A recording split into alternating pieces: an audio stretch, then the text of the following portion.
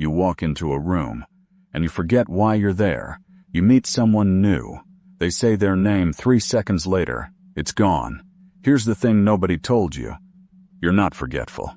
You're not bad with names. 2,500 years ago, monks in silent temples memorized entire libraries, word for word.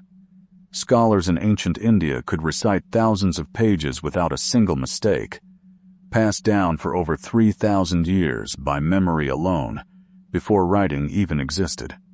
Chess masters can glance at a board for 5 seconds and rebuild it perfectly from memory. They weren't born with better brains than you. They trained a skill you were never taught.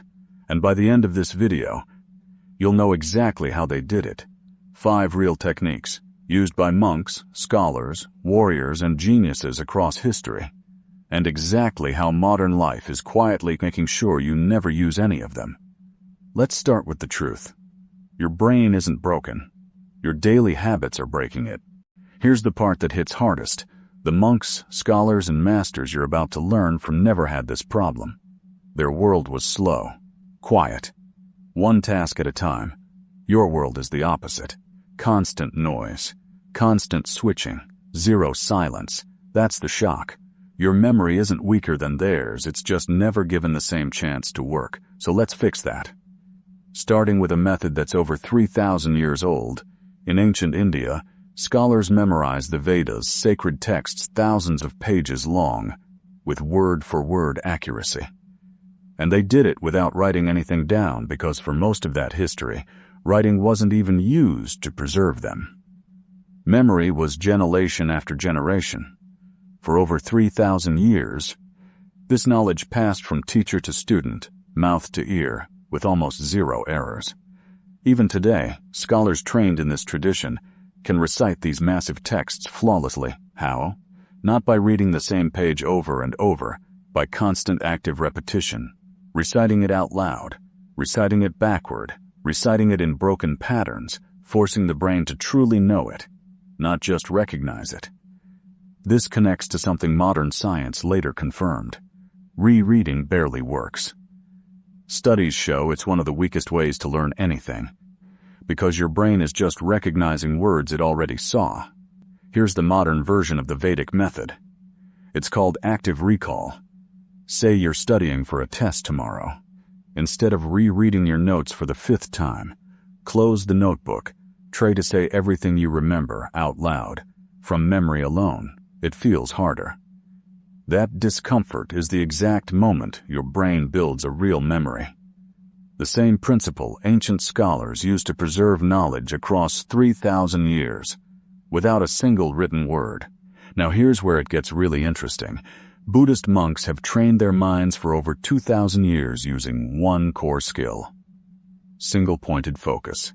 Sitting with one thought, one breath, one task, and nothing else. No switching, no distraction. Modern brain scans on experienced monks show something remarkable. Their brains show stronger activity in regions tied to attention and memory formation than almost anyone else studied. Here's why that matters for you. Memory doesn't start with remembering.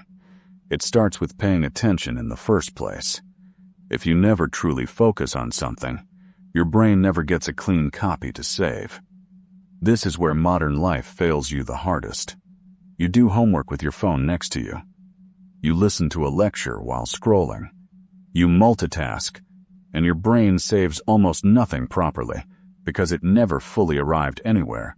The monk's method in modern life is simple, single tasking. Next time you need to remember something, put the phone in another room. Just one task, nothing else open. For even 10 focused minutes, it feels almost uncomfortable at first, like your brain is craving the switch. Push through that. That discomfort fades in a few days. And what's left is a mind that actually captures what you give it, the same way monks trained theirs for centuries. Across history, warriors, spies, and messengers all needed the same impossible skill, memorizing routes, maps, and secret information with zero written record. A written note could be captured. A memory couldn't. The technique behind this goes back even further to ancient Greece. where orators memorized entire hours-long speeches using nothing but their memory. It's called the memory palace, or the method of loci. Here's how it works, and why it's so powerful. Your brain is incredible at remembering places. You can probably describe your childhood bedroom right now, in detail, without even trying. So you use a place you already know, and place the things you need to remember inside it. Say you need to remember 5 things: eggs, milk, bread, apples, coffee. Walk through your house in your mind. At the front door, imagine eggs cracking on the doormat. In the hallway, milk spilling across the floor. In the kitchen, bread stacked to the ceiling. Strange. Vivid. That's exactly the point. Your brain remembers strange, vivid images far better than plain lists of words. When you need the list later, you simply walk through your house in your head, and the items are right where you left them. This exact method carried entire speeches, maps, and secrets across centuries, long before anyone could just write it down and keep it safe. You don't need a palace. Your own bedroom works perfectly. In the 1970s, researchers studied chess grandmasters to understand something strange. Masters could glance at a real chess position for just 5 seconds and rebuild it from memory almost perfectly. But when researchers used a random, meaningless arrangement of pieces, the masters were no better than beginners. That result changed how scientists understood memory forever. The masters weren't remembering 50 individual pieces. They were remembering meaningful groups, patterns they'd seen 1,000 times before. Their brains had learned to chunk information into larger, familiar units. Here's why this matters to you. Your short-term memory can only hold about 4 to 7 pieces of information at once. That's it. But a piece doesn't have to be one item. It can be a whole group. That's why phone numbers are broken into small chunks instead of 10 straight digits. You can use this everywhere. Studying a long list of history dates? Don't memorize them one by one. Group wars together, inventions together, leaders together. Memorizing a long code or password. Break it into small chunks and say it that way, out loud. Your brain isn't lazy. It's efficient. Feed it small, meaningful groups. The same way chess masters see patterns instead of pieces. And it holds on far longer. Here's the part that will actually change how you study forever. Physicist Richard Feynman, one of the most brilliant scientific minds of the last century, believed something simple. If you can't explain an idea in plain, easy words, you don't actually understand it yet. You just think you do. Here's how you use his method. After you learn something, explain it out loud. To a friend, to a sibling, even to an empty room. Use the simplest words possible, like you're explaining it to a 10-year-old. The moment you get stuck, the moment you go, well, it's like, that's not failure. That's your brain showing you exactly what you haven't actually learned. Go back.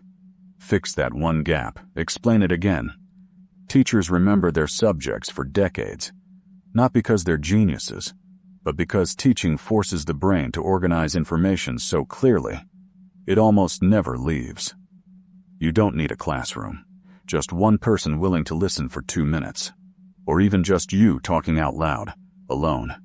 Now here's the part that isn't about grades, tests, or chessboards at all. Think about the last time you forgot something that actually mattered. A friend's birthday. Something someone told you that was important to them. A memory from years ago that's already starting to fade at the edges. That's not a small loss. That's a piece of your life quietly disappearing. Every monk, scholar, and warrior in this video protected their memory on purpose. Because in their world, forgetting meant losing something irreplaceable. Your world made forgetting easy, convenient even. But what you lose is just as real. Your memory isn't fixed. It's not something you were simply born with, good or bad. It's a trained skill, the exact same one carried across 3,000 years of scholars, centuries of monks, and generations of masters.